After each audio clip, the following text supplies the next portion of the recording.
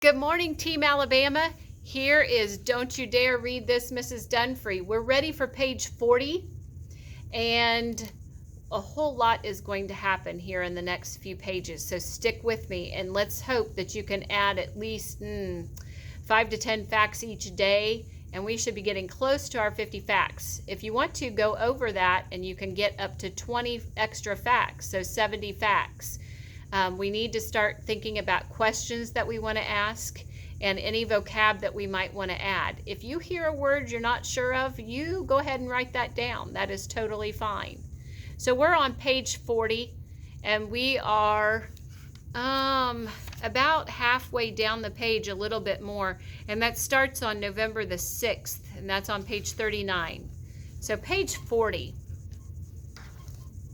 Anyhow, I told Matt they were fighting about grown-up stuff, and I told him that he'd have to be a lot older to understand. Do you understand? He asked. You're a lot older than me. The way he looked at me with his innocent eyes, I could have cried.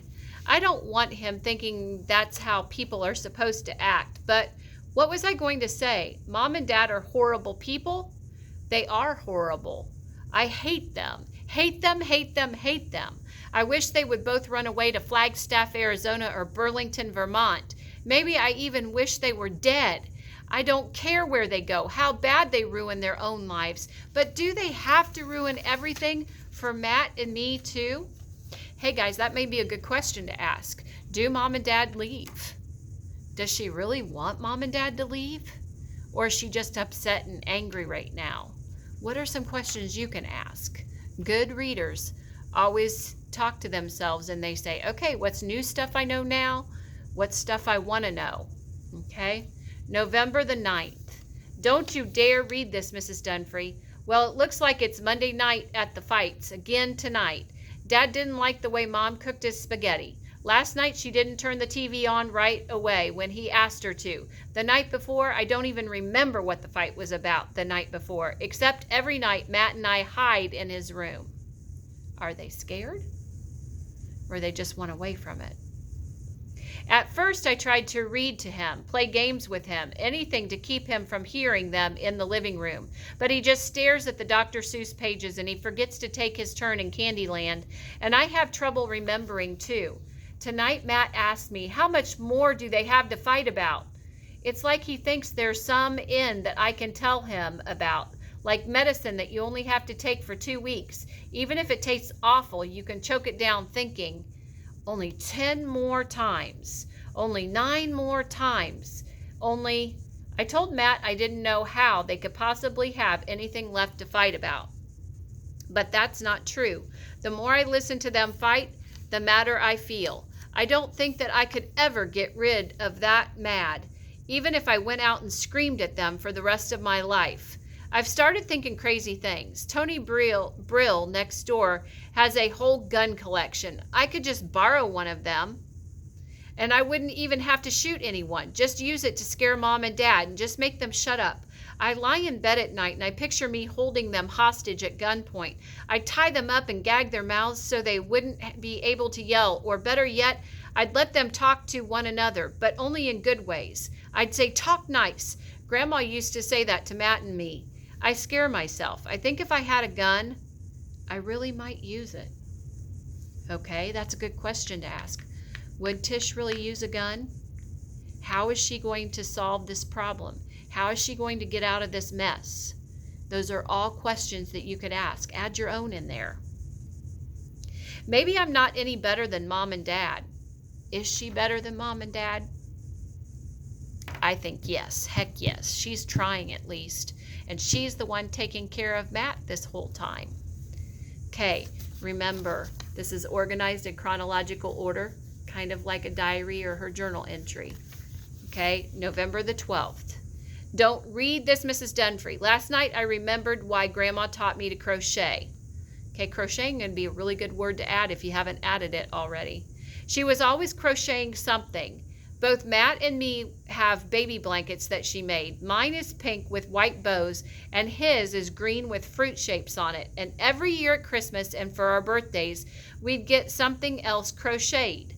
Mittens, scarves, sweaters. I was proud of them until about 3rd grade when one of the other girls, Heather Richards, I think it was, made fun of me for having everything homemade. I started hinting to Grandma that I'd rather have something store-bought. It'd be easier, I said. Why did she have to crochet all the time? Okay, good question there. Why did Grandma crochet? Why do you think? Put that down as a fact. It's better than hitting someone, she told me. That was a time kind of like now when Mom and Dad were fighting about everything. It didn't seem so bad then because Grandma was always there telling Matt and me stories and singing songs to us so we didn't hear Mom and Dad. She didn't forget to turn the Dr. Seuss pages. But then one day Dad came home and Mom was out somewhere at the grocery store maybe, and he started yelling at me. And I yelled back and I told him to shut up. And I told him he was bad, and then he hit me so hard that it knocked me across the kitchen. I still have a little scar on my forehead where I hit the table. So Dad hit her, okay? That may be a fact that you want to put down, and she still has a scar. Grandma was there right away, and she took me away, and she washed the blood off my face, and then that night she gave me a crochet hook and some orange yarn and said, "Here, let me show you how to do a chain stitch." She said more. She said, "You can control the yarn even if you can't control anything else." So Grandma was giving her a way to cope when things were so bad with Dad, and instead of her turning to punching people or taking her anger out on other people, she learned how to crochet. And then for a long time, both of us crocheted every night back in Grandma's room. Matt would hide in the yarn between us, and he said it was better than listening to songs or books, and he said in the yarn he couldn't hear anything. It all sounds so stupid now. Did Grandma really think that I could solve anything by crocheting? Did she ever solve anything? Okay, and then in the italics, then you have the message from the teacher. Tish. Okay, I would appreciate getting to read another of your entries sometime soon. I know that I've said that you could mark every entry don't read if you wanted to, but do you really have to? So she's still not letting her teacher read much. November the 18th. Don't read this, Mrs. Dunfree. So you'd appreciate the chance to get to read one of my entries, Mrs. Dunfree? Oh, great, wonderful. I'm sure they'd make you very happy. Oh, isn't this precious? You could say how well Tish writes about her parents' fights. Tish, you'd ask, would you mind if the Lodestar reprinted that wonderful description of you and your brother cowering in the room while your father throws flower pots at your mother? Okay, cowering is a great word. Okay, cowering is when you're kind of crunched down and you're like hiding from somebody. You're cowering because you're frightened. Okay, cowering is a great word to add. It's so exquisitely done. And exquisitely might be another one that you might want to add. And that is all on page 45. And that means wonderfully done or beautifully done, exquisite. Or wait, maybe if you'd read my journal, you'd understand why I'm not exactly keeping up with Julius Caesar right now. What would you do then? Say, sure, Tish, you don't have to read Act 2. I understand completely. Would you stop calling on me? Would you stop looking disappointed when I don't know the difference between Cassius or Brutus or anyone else? Mrs. Dunfree, I don't really dislike you. It's just your problem is you're too innocent. You're even worse than Matt. You look out at us in the classroom and you think that we're all there ready and eager to learn about literature and grammar? I don't know. Maybe we would be if we weren't too busy thinking about our real lives. It's not just me either. I'm not the only one whose parents fight all the time. There are other kids who can't think about Julius Caesar because they're worrying about their parents being out of work, or they're afraid they're pregnant, or they're on drugs. Hey, we're all just your basic wonderful kids with your basic wonderful lives. And if you think anyone's being honest in the journal entries they let you see, you're really fooling yourself. I'm probably the only one writing anything real at all in here, and I'm not really sure why I do. I guess it's like my grandma said about crocheting. It's better than hitting someone. So how is Tish coping? How is Tish learning to cope? She's not doing what her dad does. She's not hitting people. What's she doing? And if I thought for a minute that anyone would read this, I'd destroy it so fast your head would spin. But okay, if it really makes you happy, I'll give you one entry, Mrs. Dunfree, and it's going to be the fakest entry anybody ever wrote.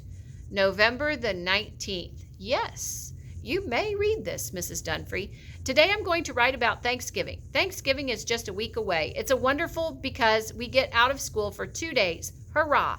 No offense, Mrs. Dunfree. I'm sure we'll all miss your class. And everybody gets to eat like pigs. At my house, we'll get up early and watch the parades on TV.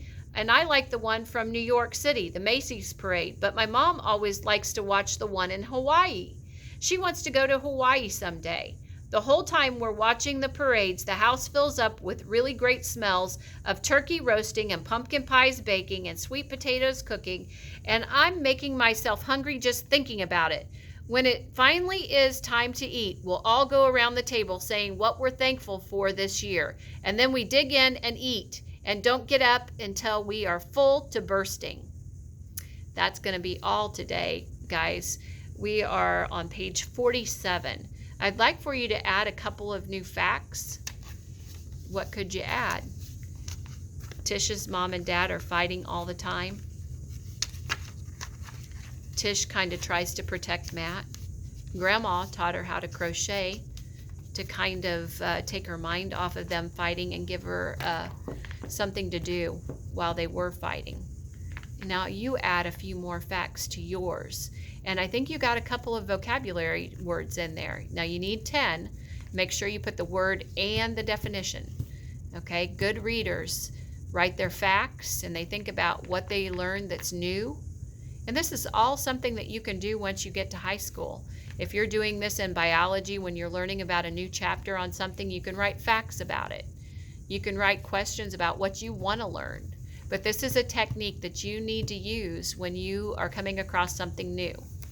Okay, add your couple of facts, and we will see you tomorrow. Have a great day.